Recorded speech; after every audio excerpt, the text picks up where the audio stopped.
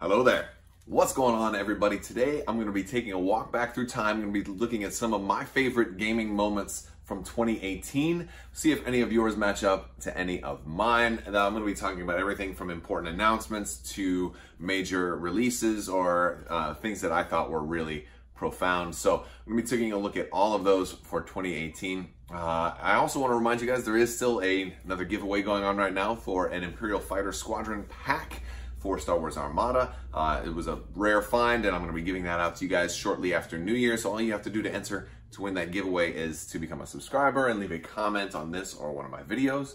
So with that said, we're going to take a look at 2018 as a whole. So one of the first ones I want to talk about is Armada Wave 7. This one was a pretty big deal because this was basically a lot of fixes for Armada, also some really beautiful ships. Also, it gave us Thrawn and Radis. It gave us a lot of new gameplay mechanics, a lot of new meta.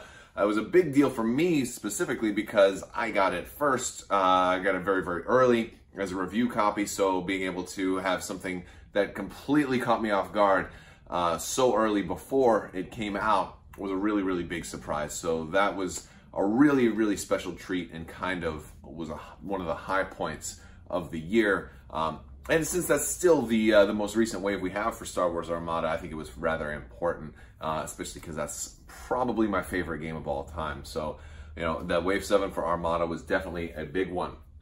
Another really big one was the launch of one of the most amazing games in a long time, Star Wars Legion.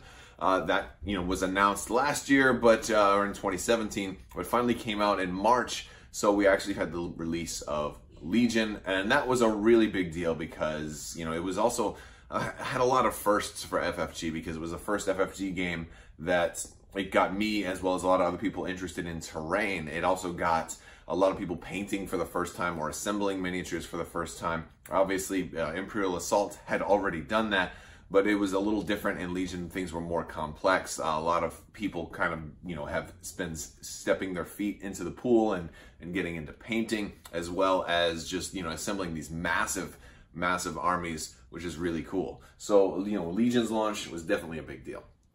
2017, or 2018 rather, already also brought us, you know, Rising Sun from CMON.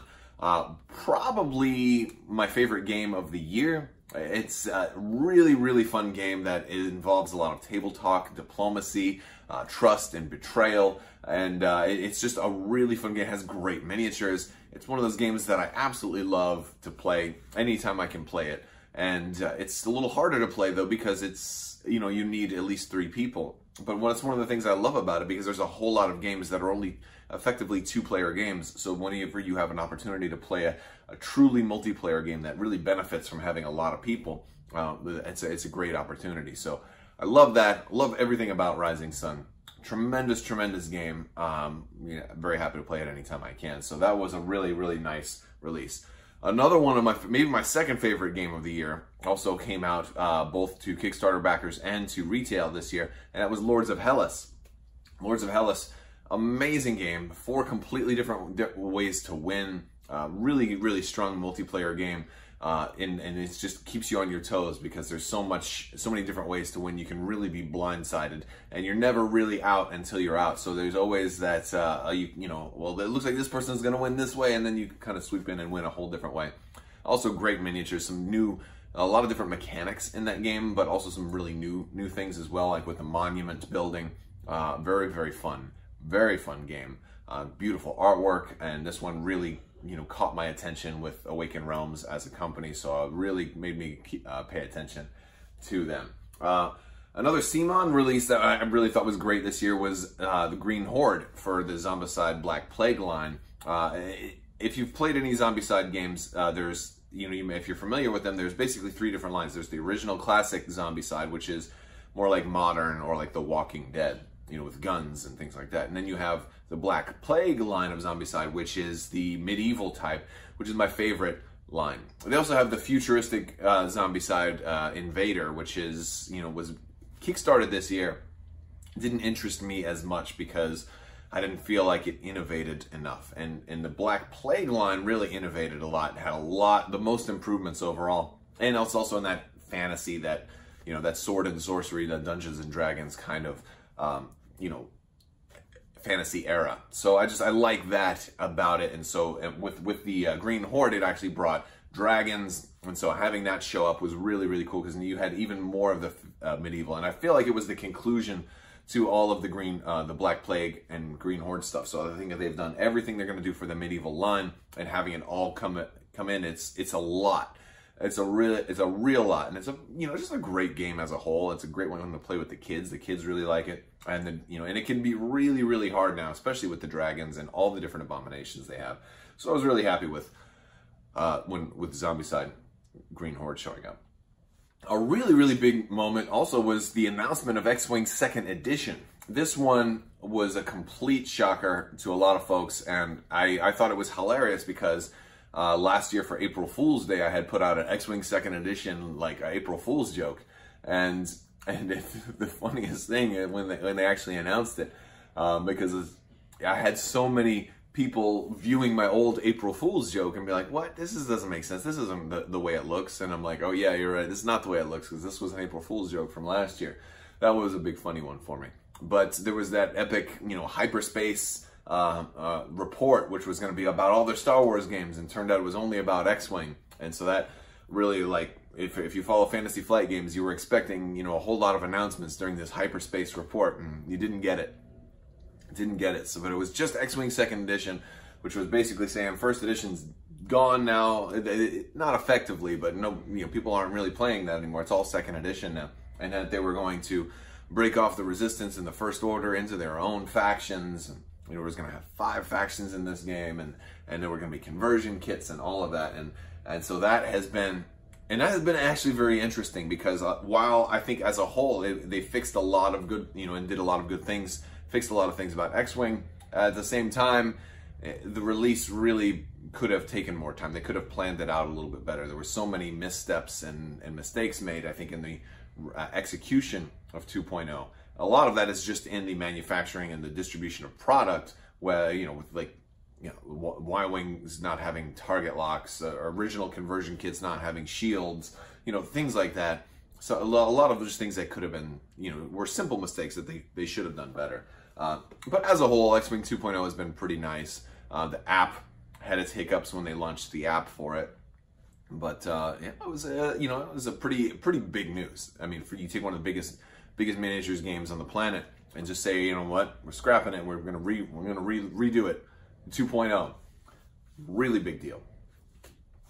We also saw Keyforge.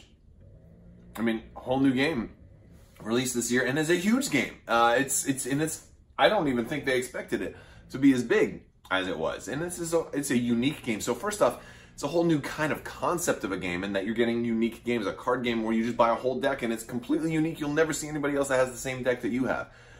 The manufacturing ability to be able to print custom names on every single deck and custom backs on every single deck is just amazing. So it's just a feat unto itself to be able to create something like that. But on top of that, the fact that it's really fun to play and has people going nuts for it, it's been a tremendous success. And I don't think they expected it to be as big as it was, but I'm glad that it is, because it's a really fun game and I really enjoy playing it. And I also enjoy opening decks all the time. So they've managed to just, fire on all cylinders here, which is more than I could say for their other game, Discover, which may be one of the worst games I've ever played. I just don't like it at all. So it tells me that not all unique games are necessarily good. It has to, still has to be a good game on its own, and Keyforge absolutely does that. Another really good game that came out this year. Well, I don't think it's out at retail yet, but it did ship to backers for the people who had the first wave shipping as an option, is Nemesis. If you've seen my review on that, you kind of gotten a view on it, but Nemesis is just an amazing game that I really enjoy playing. Definitely one of my top games of the year, although it may officially hit retail next year. I'm not sure when retailers are going to get Nemesis, but so it may technically be a 2019 game. But since I've had it for a little while, I'm going to go ahead and include it in this video because it was definitely a high point. I absolutely love Nemesis. And I still haven't done a full-blown, like, how to play on Nemesis yet. And I need to do that. I will try to do that. Gen Con's Super Star Destroyer reveal. Or actually going to Gen Con as a whole, it was another really big one. But the Super Star Destroyer for Armada, absolutely huge reveal. That was phenomenal. Absolutely phenomenal. Seeing it in person too, and being there when they actually talk about Armada, which we were starting to wonder if they were ever going to do again. And having FFG's biggest miniature and biggest expansion of all time come out for Armada is just a really big deal. So that will be a big high point of next year for sure. But getting to see it at Gen Con was huge, and also the Gen Con announcement of the Clone Wars coming to X-Wing and Legion was a really big deal. So I mean, it's just great to see that they're actually diving into this Clone Wars production, this Clone Wars era, and acknowledging that there's a whole lot of fans out there that now have disposable income that grew up with the Clone Wars as their Star Wars, and that's a pretty big deal. And those people who were kids are now growing up, and they want to spend money on product, and they're gonna get it now. Now all we really need is that to also come for Clone Wars to also come to Armada, and then we'll really be rocking and rolling. And then the last thing was, with a lot of help from you guys. So this is a big thank you to you guys, is winning the Table of Ultimate Gaming's Game Changer table. So basically, I have a new gaming table that will be coming at some point this spring or summer, depending on shipping. But yes, so we'll have a new big 6x4 gaming table to be able to do battle reports and a lot of other videos on. So that is going to be tremendous, and so I have you guys to thank for that. So you guys helped make my year for sure. But that was just some of the, other thing. There were a lot of other great games that came out this year. I didn't play them all. Kill Team came out this year. That one was huge. I didn't, I barely even begun to scratch the surface with Kill Team. I'm still assembling my army, so I'm taking my time with that. That one's kind of more of a, let's just see. Let's just see, because I'm not really a 40K person, but, and there's just so many board games in general I don't own, but I played. Like Everdell came out this year. I don't know if you ever played Everdell, but it's just charming. It's not really my type of game because it's very Euro, and it's not one of those games that I would normally go after, but it's just so beautiful. The art and components in that game are so beautiful that I think it at least deserves a little shout out from me. I don't own it, but one of my good friends has it, so I'll just play it there. But amazing game there as well. And I mean, just a lot of, I think the Clone Wars as a whole having an effect on a lot of gaming was one of the high points this year. And also being able to go to Gen Con and having some of the opportunities that I've had this year have been absolutely tremendous. So I wanted to thank you guys for your continued subscriptions, viewership, support. What a great community you guys are. You have helped make this year absolutely fantastic. And I'm hoping we have an even better 2019. We're getting a lot of cool things in 2019. So there's a lot of stuff to stay tuned for, a lot of amazing things. And I couldn't be more happy. So I want to thank you guys so much for watching. If you like this video, go ahead and give it a thumbs up. Let me know what you think down in the comments below. Did I miss something that was tremendous in 2018 that I did not talk about? Let me know. All right, guys, I will talk to you later. I want to thank you so much for watching. And as always, have a great day.